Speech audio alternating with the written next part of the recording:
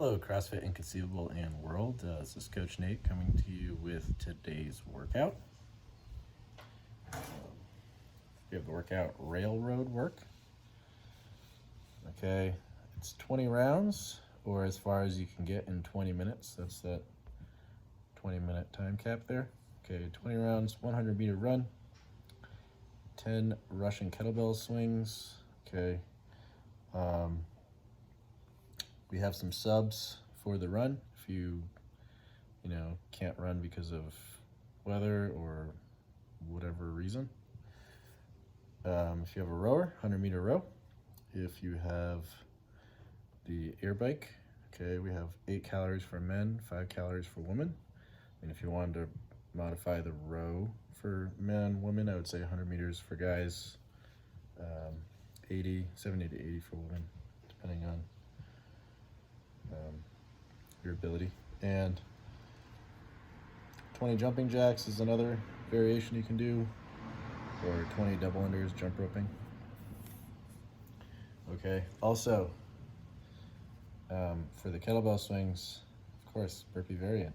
If you're doing the burpee challenge like myself, I know a lot of you are, you can do a burpee. All right, so let's go through some of these movements. Hopefully I can get a good view here. Talk a little bit about running technique. Okay, I can do a few running drills. So one of the running drills I like to do is lifting the foot up to the knee. So when you're running, okay, we're using, if we're doing like a barefoot running technique, and this kind of applies to barefoot running, not necessarily to heel striking, but it's a good practice here. We have our foot coming up to our knee, okay? Or it could go even higher if you can get it to your hip. And just kind of being mindful of bringing our foot up, curling the hamstring. Okay, when we're running, so a few running tips. We're looking forward, okay? If you're looking forward, it's better than looking down. Remember, our chest tends to follow our eyes, or our eyes, yes, that's true. Okay, so if we're looking down, we might have this kind of reaction where our torso comes forward, and then if our torso comes forward, we're gonna put some extra pressure on our low back, and if you have low back pain, that could be one reason. You're looking down at the ground too much, instead of kind of looking generally forward, so that you're able to keep a more upright posture with your torso. The other thing is, if you feel low back pain, it could be how you position your hips. So our hips are kind of like cups, okay? So if I tuck my hip in, so I don't know if you see this, I'm kind of cupping my hips down a little bit, and it's like kind of an activation of our glutes to do that. That's going to put your back in a better position versus hyperextending. So if I curl my hips back, okay, kind of hyperextend the hips. Sometimes we do that when we run. You might not notice that you're hyperextending at your low back and using your low back muscles to keep your torso upright. You don't need to, okay? A very nice neutral position, just a slight tuck of the hips. It's not like a very powerful activation of your glutes. It's very passive, okay? So if we put those two together, looking forward, okay, lifting our feet up.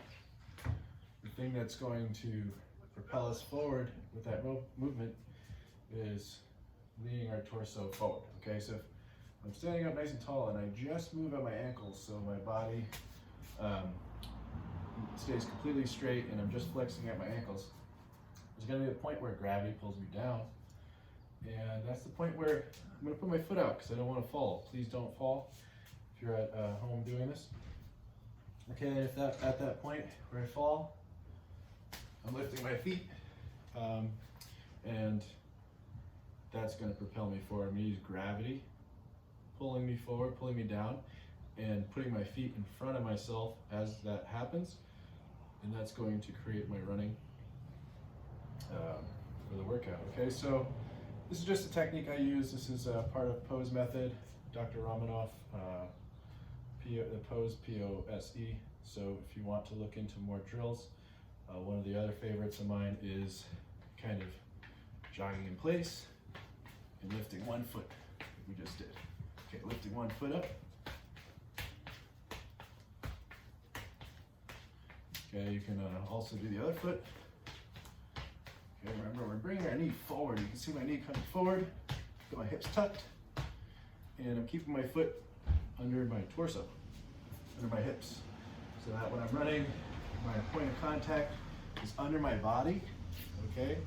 And if you notice when you lift your knee, you feel a lot of pressure on your knee, okay? If I'm running and I'm putting my knee forward, okay, just do that, okay? You're trying to stop yourself, you can have that force go up your leg, okay?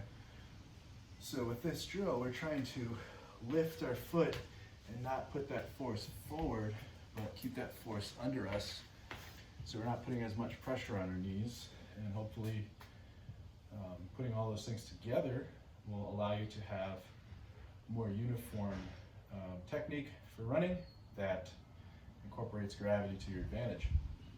So there's plenty of stuff online.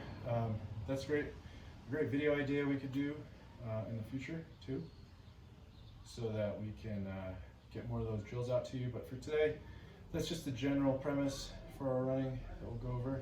Also with the arms, what do you do with your arms? Okay, want to think about continuing to elongate and stretch your spine and keep your arms relaxed and kind of like you're holding potato chips just by your side.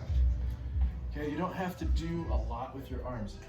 Your arms aren't really doing anything when you're running other than balance. So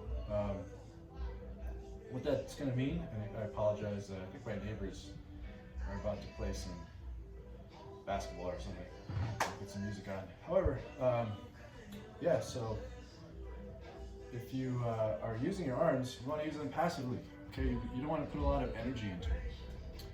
All right, so Russian kettlebell swing. I do not have a kettlebell. I do have a dumbbell, and it's pretty much the same concept. Okay, so we have our weight, and we're setting our hips back, okay? We set our hips back, we're gonna feel our hamstring stretch. Okay, our shins are gonna be up and down, all right? And in this position, we're gonna squeeze our hips, stand up nice and tall, so our shoulders, hips, knees, ankles are aligned, okay? And we're just getting the weight to that eye level. Okay, so there you go. In terms of variations, if you have a rower, or a calorie bike, kind of on your own there. Jumping jacks, you can do, okay, staying in place, bring the legs and hands out, and then back, okay? All right, and then double unders. If you have a jump rope, you can also do single unders. You can do 20 single unders or 40 single unders to equate to 20 double unders. Just remember, try to keep your legs and hips active, hands in front of your hips, and wrists and ankles, okay? Try to really focus on that. All right, so let's get started with this workout.